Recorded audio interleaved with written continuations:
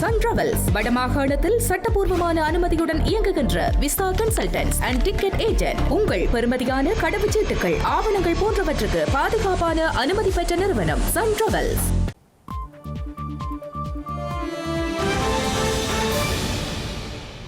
வணக்கம்.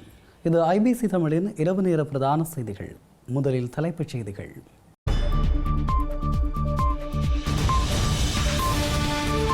ஆறாத வலிகளுடன் வடக்கு கிழக்கு உட்பட புலம்பெயர் நாடுகளில் முள்ளிவாய்க்கால் நினைவு தினம். கண்ணீருடன் நீதி கோரிய மக்கள். சர்வதேச மனித உரிமை அமைப்புகள் பாதிக்கப்பட்ட தமிழ் மக்களின் பக்கம் நிற்க வேண்டும். மனித உரிமை கண்காணிப்பகத்தின் ஆசிய பணிப்பாளர் தெரிவிப்பு. தமிழர்களின் வரலாறுகளை திட்டமிட்டு அளிக்கும் பேரினவாத அரசு. போராட்டம் ஒன்றே காலத்தின் தேவை என்கிறது முள்ளிவாய்க்கால் பொது கட்டமைப்பு. ஈழத்தமிழர்களுக்காக தொடர்ந்தும் குரல் கொடுப்பேன் என்கிறார் உமா குமரன். முள்ளிவாய்க்கால் நினைவு நாளில் தெரிவிப்பு. தேர்தல் தோல்விக்கு பின்னர் பொதுவெளியில் தோன்றிய சீமான். முள்ளிவாய்க்கால் எழுச்சி கூட்டத்தில் பங்கேற்பு. போர் வீரர்களை அஞ்சலிக்க விமல் வீரவன்சவுக்கு தடை. புலம்பெயர் அமைப்புகளுக்கு அரசு பணிவதாகவும் குற்றச்சாட்டு.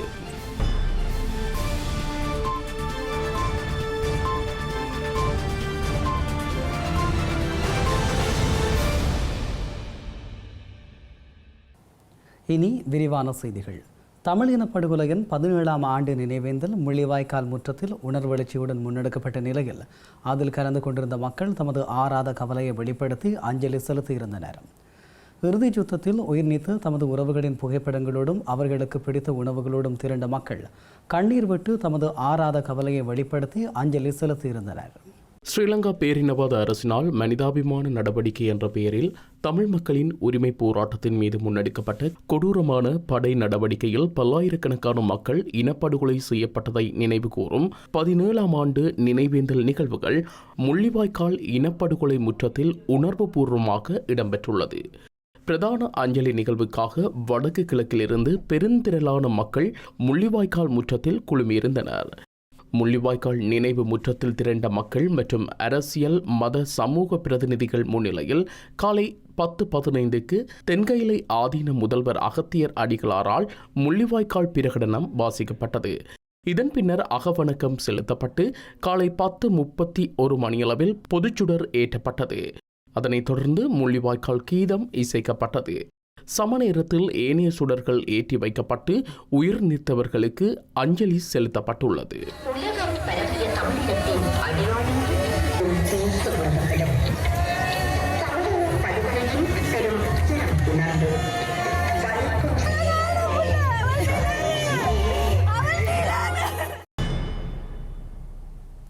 சர்வதேச மனித உரிமை அமைப்பின் முள்ளிவாய்க்கால் படுகொலையில் பாதிக்கப்பட்ட தமிழர்களின் பக்கம் நிற்பது முக்கியம் என இன்று முள்ளிவாய்க்காலில் நடைபெற்ற நினைவேந்தல் நிகழ்வில் கலந்து கொண்ட மனித உரிமை கண்காணிப்பகத்தின் ஆசிய பணிப்பாளர் எலைன் பியர்சன் தெரிவித்துள்ளார்.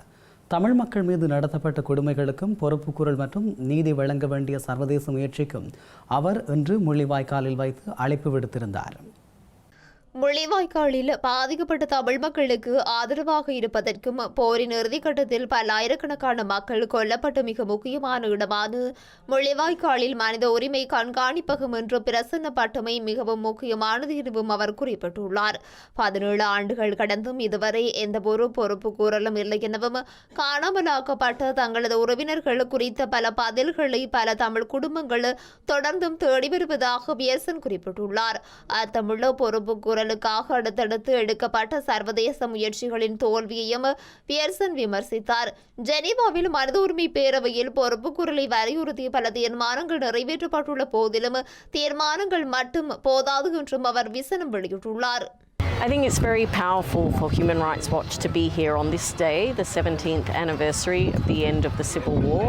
We want to stand in solidarity with Tamil victims of disappearances.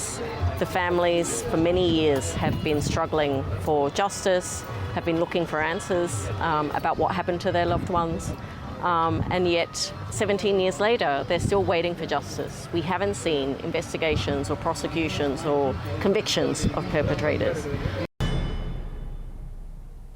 யாழ்ப்பாண பல்கலைக்கழக மாணவர்கள் உட்பட இளையோர் அணியொன்று யாழ்ப்பாணத்திலிருந்து ஊந்துருளியில் பெரும் அணியாக இன்று முள்ளிவாய்க்கால் சென்று நினைவேந்தலில் பங்கெடுத்தனர்.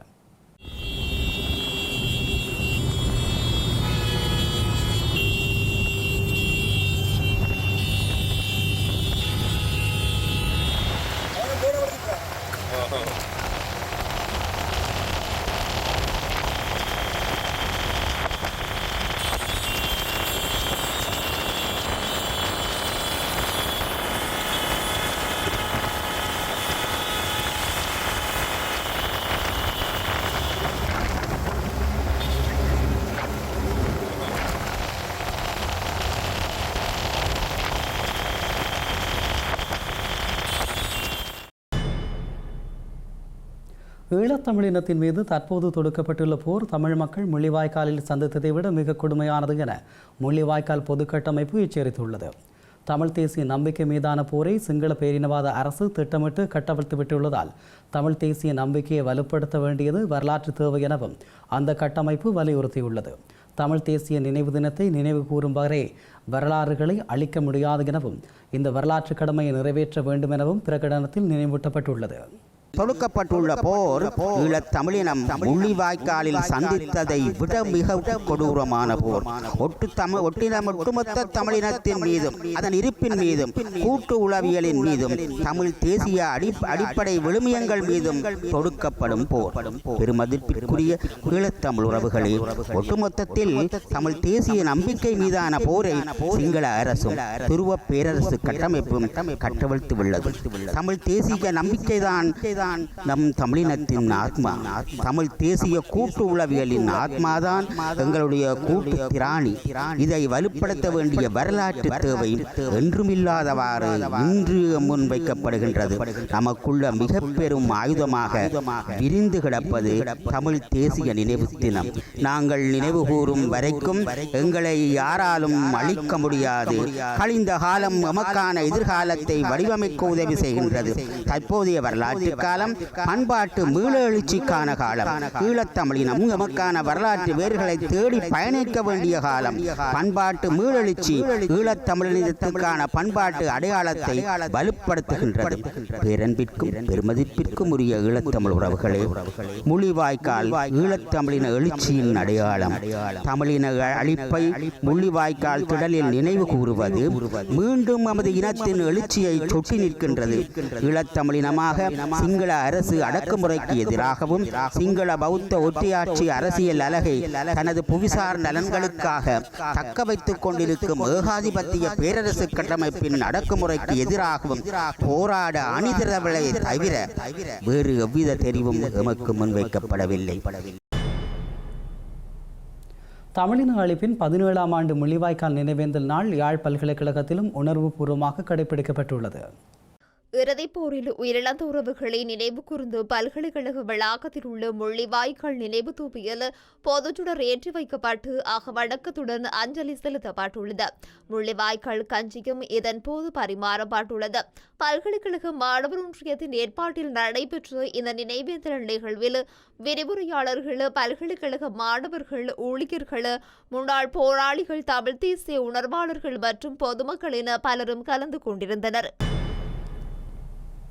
ஸ்ரீலங்கா பேரினவாத அரசினால் மனிதாபிமான நடவடிக்கை என்ற பெயரில் தமிழ் மக்களின் உரிமை போராட்டத்தின் மீது முன்னெடுக்கப்பட்ட கொடூரமான படை நடவடிக்கையில் பல்லாயிரக்கணக்கான மக்கள் இனப்படுகொலை செய்யப்பட்டதை நினைவு கூறும் 17ஆம் ஆண்டு நினைவேந்தல் நிகழ்வுகள் வடக்கு கிழக்கில் நினைவு கூறப்பட்டுள்ளன.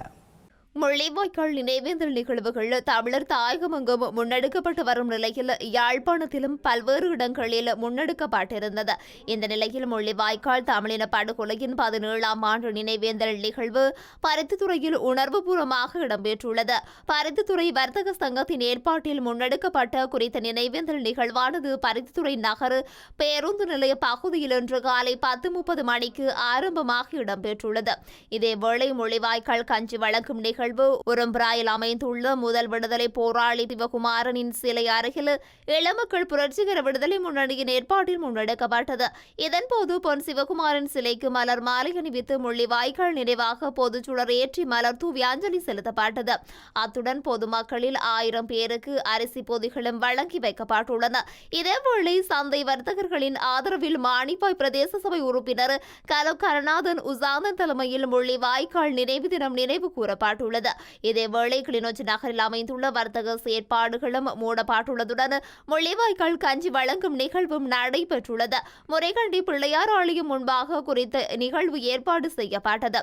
இந்த நிலையில் இலங்கை தமிழரசு கட்சி ஏற்பாடு செய்த முள்ளிவாய்க்கால் நினைவேந்தல் நிகழ்வு திருகோணமலை பத்ரகாளியம்பாள் ஆலயம் ஒன்றிலும் இடம்பெற்றுள்ளது. இலங்கை தமிழரசு கட்சியின் மட்டக்களப்பு மாவட்ட கோரளைப்புற்று பிரதேச கிளையின் முள்ளிவாய்க்கால் நினைவேந்தல் நிகழ்வும் கஞ்சி வழங்கும் நிகழ்வும் இன்றைய தினம் கதிரவள்ளியில் நடைபெற்றுள்ளது. இதன்போது முள்ளிவாய்க்கால் கஞ்சி காட்சி சிரட்டைகளில் பொதுமக்களுக்கு வழங்கப்பட்டன.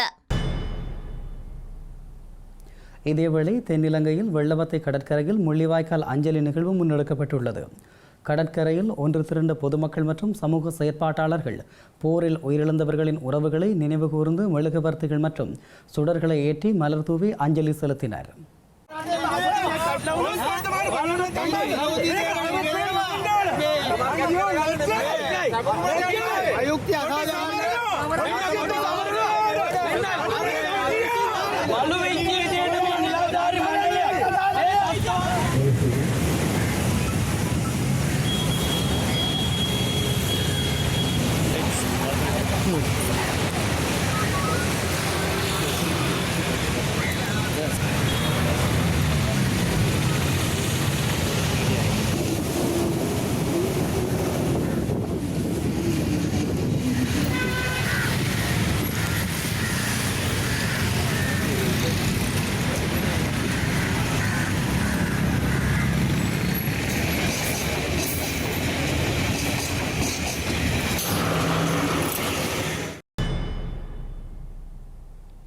முள்ளிவாய்க்கால் நினைவேந்தல் நிகழ்வுகளில் அந்த பேரவலத்திற்கான நீதி இன்று தாயகத்தில் பல இடங்களில் கோரப்பட்ட நிலையில் புகலிட நாடுகளிலும் இன்று பல இடங்களில் நிகழ்வுகள் நடத்தப்பட்டு வருகின்றன.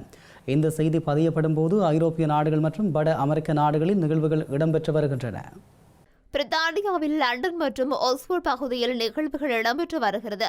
இன்று மாலை லண்டனில் நாடாளுமன்ற சதுக்கத்தில் இருந்து ஆரம்பமான பேரணி பிரதமர் வதிவிடத்தை சென்றடைந்தது. இன்றைய நினைவேந்தலை முன்னிட்டு உமாகுமரன் உட்பட நாடாளுமன்ற உறுப்பினர்கள் தமது முள்ளிவாய்க்கால் நினைவு செய்திகளை வெளியிட்டிருந்தனர்.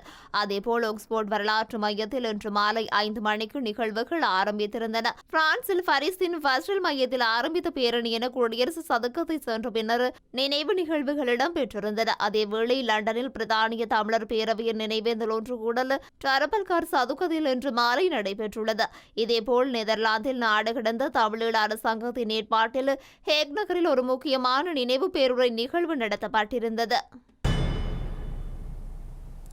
முள்ளிவாய்க்கால் தமிழீழ படுகொலையின் 17ஆம் ஆண்டு நினைவு தினத்தை முன்னிட்டு தமிழகத்தில் அரசியல் கட்சிகளின் ஏற்பாட்டில் அஞ்சலி நிகழ்வுகள் மேற்கொள்ளப்பட்டுள்ளன.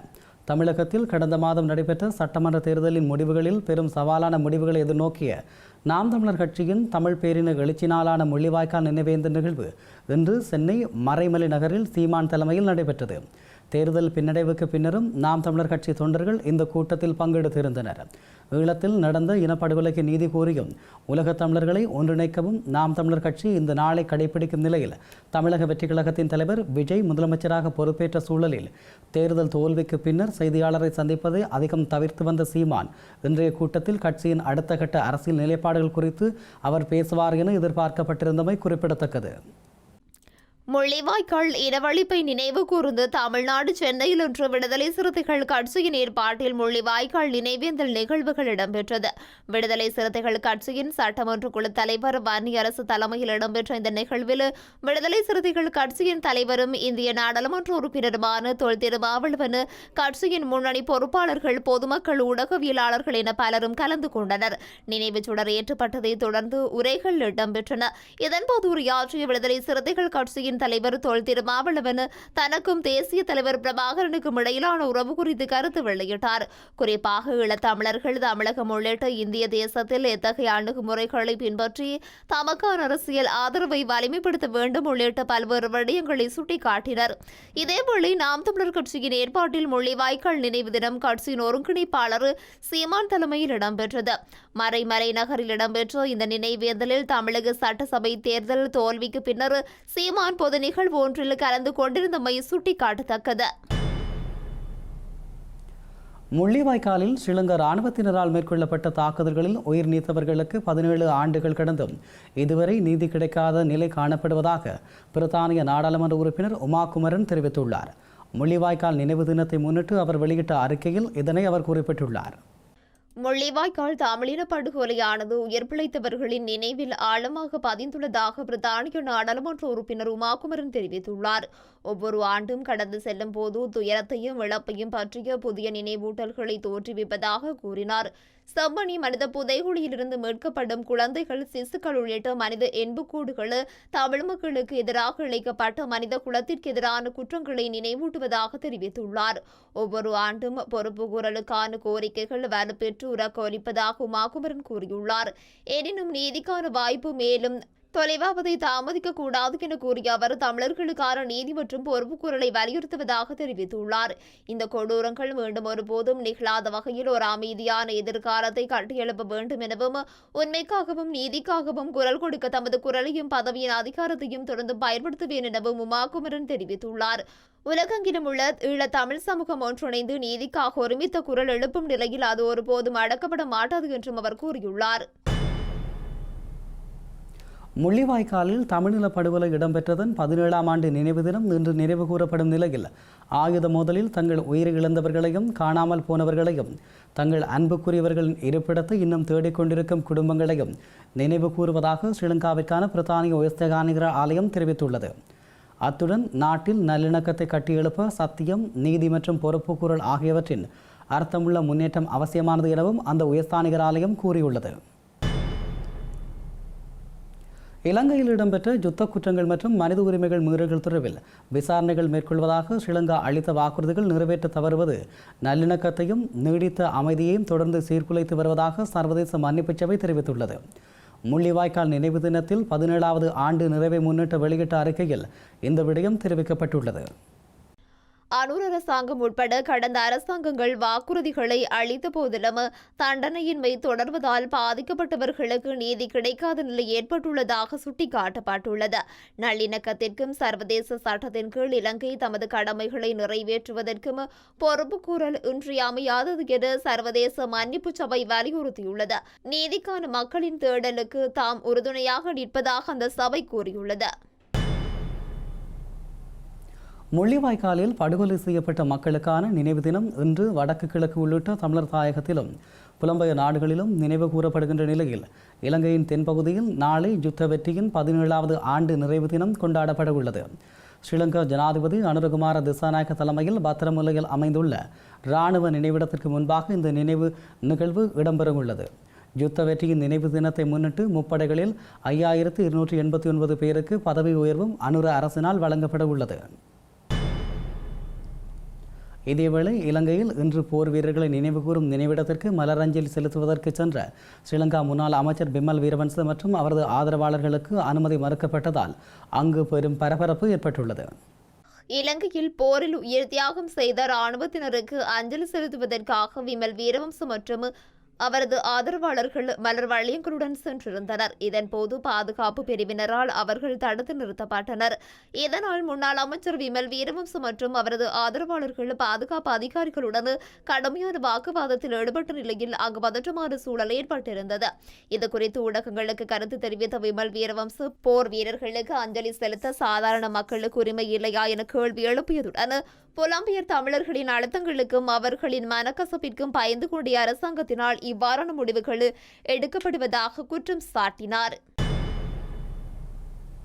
ஸ்ரீலங்காவின் முன்னாள் ஜனாதிபதி கோட்டாபாய ராஜபக்சவின் ஆட்சி காலத்தில் இறக்குமதி செய்யப்படும் சீனிக்கான வரி குறைக்கப்பட்டமையினால் அரசாங்கத்துக்கு ஏற்பட்ட நஷ்டத்தை வசூலிப்பதற்காக உத்தரவை பிறப்பிக்குமாறு கோரி தாக்கல் செய்யப்பட்ட அடிப்படை உரிமை மனுவை எதிர்வரும் ஜூன் மாதம் 27ஆம் தேதி அழைக்குமாறு நீதிமன்றம் உத்தரவிட்டுள்ளது. ஸ்ரீலங்காவின் முன்னாள் ஜனாதிபதி கோட்டாபய ராஜபக்ஷவின் ஆட்சி காலத்தில் இறக்குமதி செய்யப்பட்ட சீனிக்கான வரி குறைக்கப்பட்டமையால் அரசாங்கத்திற்கு 1590 கோடி ரூபாய் நட்டம் ஏற்பட்டிருந்தது. குறித்த நஷ்டத்தை சம்பந்தப்பட்டவர்களிடமிருந்து வசூலிப்பதற்கான உத்தரவை பிறப்பிக்குமாறு கோரி தாக்கல் செய்யப்பட்டுள்ள அடிப்படை உரிமை மனுவை எதிர்வரும் ஜூன் மாதம் 27ஆம் தேதி விசாரணைக்கு அழைக்குமாறு உயர்நீதிமன்றம் உத்தரவிட்டுள்ளது. குறித்த விவகாரம் தொடர்பான அடிப்படை உரிமை மனு இன்று உயர்நீதிமன்ற நீதியரசர்களான ஷிரான் குணரட்ன மற்றும் ஜம்பத் அபேகுன் ஆகியோரை கொண்டு இருவரடங்கிய நீதியரசர்கள் ஆயத்தின் முன்னிலையில் விசாரணைக்கு எடுத்துக் கொள்ளப்பட்ட நிலையிலேயே குறித்த உத்தரவு பிறப்பிக்கப்பட்டுள்ளது. இதன்போது இருதரப்பு சட்டத்திறனிகளாலும் முன்வைக்கப்பட்ட பல்வேறு காரணிகளை பரிசீலித்த நீதியரசர்கள் ஆயும் மனு மீதான மேலதிக விசாரணையை ஜூன் மாதம் 27ஆம் தேதி ஒத்திவைத்துள்ளனர். கடந்த கோட்டாபய ராஜபக்ஷவின் அரசாங்கத்தினால் சீனிக்கான இறக்குமதி வரி தன்னிச்சையாக குறைக்கப்பட்டதன் மூலம் குறிப்பிட்ட சில வர்த்தக நிறுவனங்கள் மாத்திரம் பாரிய லாபம் அடைந்ததாகவும் இதனால் நாட்டுக்கு சொந்தமான பெருமளவிலான வரி வருவாய் இழக்கப்பட்டதாகவும் தெரிவித்து அதற்கு பொறுப்பானவர்களிடமிருந்து அந்த பணத்தை மீண்டும் அறவிட கோரி இந்த மனு தாக்கல் செய்யப்பட்டுள்ளமையும் குறிப்பிடத்தக்கது. ஸ்ரீலங்கா ஜனாதிபதி அனுரகுமார திசாநாயக்க மட்டக்களப்பு மற்றும் அம்பாறை மாவட்டங்களுக்கு உத்தியோகபூர்வ பயணத்தை மேற்கொள்ள உள்ளார். எதிர்வரும் மே 20 மற்றும் 22 ஆகிய திகதிகளில் இந்த பயணத்தை மேற்கொள்ள உள்ளதாக ஸ்ரீலங்கா அரசாங்க தகவல் திணைக்களம் அறிவித்துள்ளது. முதற்கட்டமாக எதிர்வரும் 20ஆம் தேதி மட்டக்களப்பு மாவட்டத்திற்கு செல்லும் ஜனாதிபதி பழைய மாவட்ட செயலக கேட்போர் கூடத்தில் நடைபெறவுள்ள மட்டக்களப்பு மாவட்ட ஒருங்கிணைப்பு குழு கூட்டத்தில் கலந்து கொள்ள உள்ளார். அதனைத் தொடர்ந்து போதைப் பொருள் ஒழிப்பை இலக்காக கொண்டு மட்டக்களப்பு வெஃபர் விளையாட்டரங்கில் நடத்தப்படவுள்ள முழுநாடு 3ஆக தேசிய வேலை திட்டத்திலும் ஜனாதிபதி பங்கேற்கவுள்ளார். அத்துடன் 22ஆம் தேதி அம்பாறை மாவட்டத்திற்கான விஜயத்தை மேற்கொள்ளும் ஜனாதிபதி நிந்தாவூர் கலாச்சார நிலையத்திற்கான அடிக்கல்லை நாட்டி வைக்கவுள்ளார். அம்பாறை நகரில் அமையவுள்ள புதிய வர்த்தக தொகுதிக்கான கட்டுமான பணிகளையும் அவர் இதன்போது ஆரம்பித்து வைக்கவுள்ளார். இந்த பயணத்தின் இறுதி நிகழ்வாக அம்பாறை மாவட்ட செயலக கேட்போர் கூடத்தில் நடைபெறவுள்ள மாவட்ட ஒருங்கிணைப்பு குழு கூட்டத்தில் கலந்து கொண்டு பிராந்தியத்தின் அபிவிருத்தி பணிகள் குறித்து ஜனாதிபதி கலந்துரையாடவுள்ளார். ஸ்ரீலங்கா பிரதமர் கரணி அமரசூரிய இன்றைய தினம் பிரித்தானியாவுக்கு பயணம் மேற்கொண்டுள்ளார். பிரித்தானிய தலைநகர் லண்டனில் நடைபெறவுள்ள அரசு தலைவர்கள் மாநாட்டில் கலந்து கொள்வதற்காக இந்த பயணத்தை மேற்கொண்டுள்ளார். ஸ்ரீலங்கா பிரதமர் மற்றும் அவருடன் செல்லும் இருவரடங்கிய தூதுக்குழுவினர் இன்று பிற்பகல் ஸ்ரீலங்கா ஏர்லைன்ஸ் நிறுவனத்திற்கு சொந்தமான ஜுவேல் 403 விமானம் மூலம் கட்டுநாயக்க சர்வதேச விமான நிலையத்திலிருந்து லண்டன் நோக்கி புறப்பட்டு சென்றுள்ளனர். லண்டனில் நடைபெறும் உலக தலைவர்கள் பங்கேற்கும் உயர்மட்ட மாநாட்டில் இலங்கையின் சார்பில் கலந்து கொள்வது மற்றும் இருதரப்பு உறவுகளை வலுப்படுத்துவதே இதன் முக்கிய நோக்கமாகும் என தெரிவிக்கப்பட்டுள்ளது. உத்தியோகபூர்வ விஜயத்தை வெற்றிகரமாக முடித்துக் கொண்டு பிரதமர் உள்ளிட்ட குழுவினர் வரும் 23ஆம் தேதி மீண்டும் இலங்கை திரும்புவார்கள் என அறிவிக்கப்பட்டுள்ளது. இலங்கையின் தற்போதைய அரசாங்கம் சர்வதேச நாணய நிதியத்தின் இலக்குகளை மீறி செயற்பட முயற்சிப்பதாகவும் வரி நிர்வாக விவகாரங்களை குற்றச் செயற்பாடுகளுடன் தொடர்புபடுத்தி ஜனநாயக விரோத போக்கை கையாண்டு வருவதாகவும் ஸ்ரீலங்கா எதிர்க்கட்சித் தலைவர் சஜித் பிரேமதாச குற்றம் சாட்டியுள்ளார். கொழும்பில் அமைந்துள்ள எதிர்க்கட்சித் தலைவர் அலுவலகத்தில் இன்று நடைபெற்ற வரி நிபுணர்கள், தொழில் முனைவோர் மற்றும் துறைசார் பங்குதாரர்களுடனான விசேட சந்திப்பின் போதே அவர் இவ்வாறு தெரிவித்துள்ளார். மனித உரிமை மீறலும் அச்சுறுத்தலும் ஏதாவது ஒரு தரப்பினர் தற்செயலாக மறந்துவிடுவதால், நோய்வாய்ப்படுவதால் அல்லது வெளிநாடு செல்வதால் ஏற்படும் அலட்சிய போக்கை கூட ஒரு குற்ற செயலாக கருதும் புதிய வரி நிர்வாக முறையை கொண்டுவர அரசாங்கம் முயற்சிக்கிறது என ஸ்ரீலங்கா எதிர்க்கட்சித் தலைவர் சஜித் பிரேமதாச தெரிவித்துள்ளார். இது அடிப்படை மனித உரிமைகளை அப்பாட்டமாக மீறும் செயலாகும் எனவும், சிறையில் அடைப்போம் என்று அச்சுறுத்தி வரிகளை அறவிடுவது முற்றிலும் ஜனநாயக விரோதமானது எனவும் அவர் தெரிவித்துள்ளார். அரசின் இந்த அதிரடி நடவடிக்கையானது ஒட்டுமொத்த வியாபார சமூகத்தையும் அச்சுறுத்தலுக்குள்ளாக்கியுள்ளது என்றும் அவர் சுட்டிக்காட்டியுள்ளார்.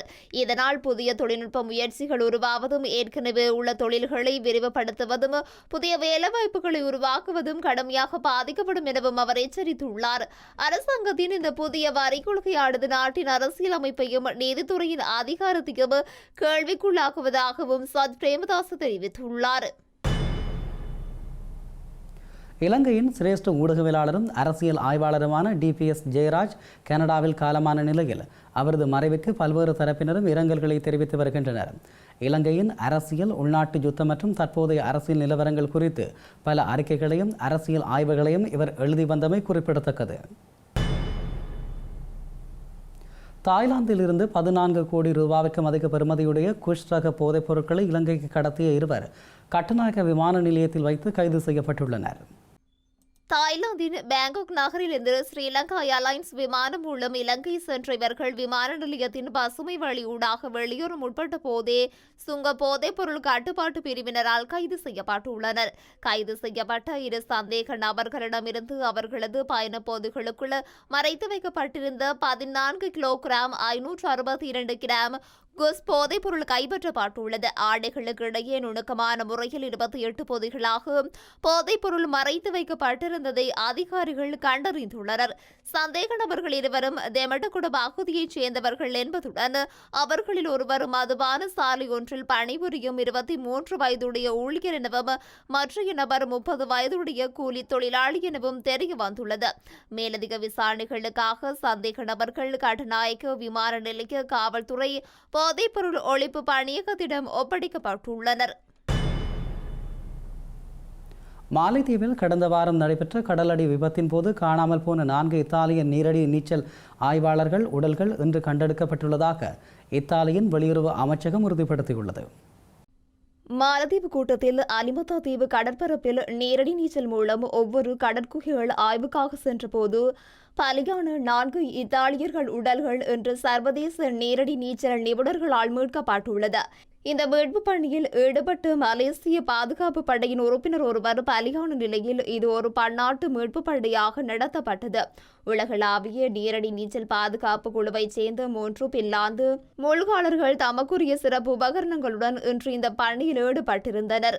ஜெனோவா பல்கலைக்கழகத்தின் சூழலியல் பேராசிரியர் மோனிகா மான்ட்ரஃபால்கோன், அவரது மகளான ஜோர்ஜியா சோமக்கால், கடல்சார் உயிரியலாளர் பெடரிகோ குவால்தியரி மற்றும் ஆய்வாளர் முரியல் ஒடேனியோ ஆகியோரின் உடல் குறித்த கடற்குகையில் மீட்கப்பட்டுள்ளதாக தெரிகிறது. செய்திகளின் நிறைவாக மீண்டும் தலைப்புச் செய்திகள்.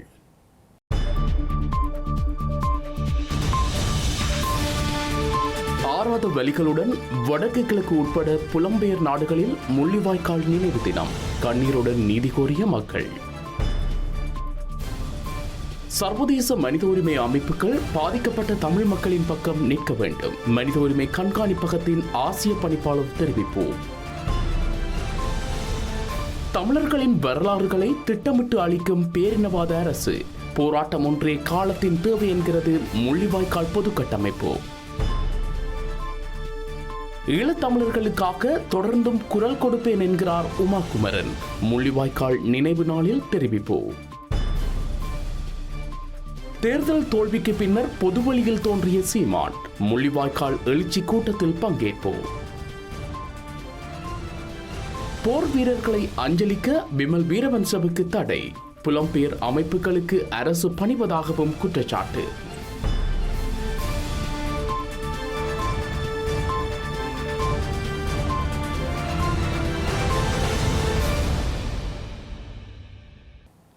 இத்துடன் ஐபிசி தமிழின் இரவு நேர பிரதான செய்திகள் நிறைவு பெற்றன. உடனுக்குடன் செய்திகளை அறிந்து கொள்ள IBCTamil.com என்ற எமது இணையதளத்தை பார்வையிடுங்கள். வணக்கம்.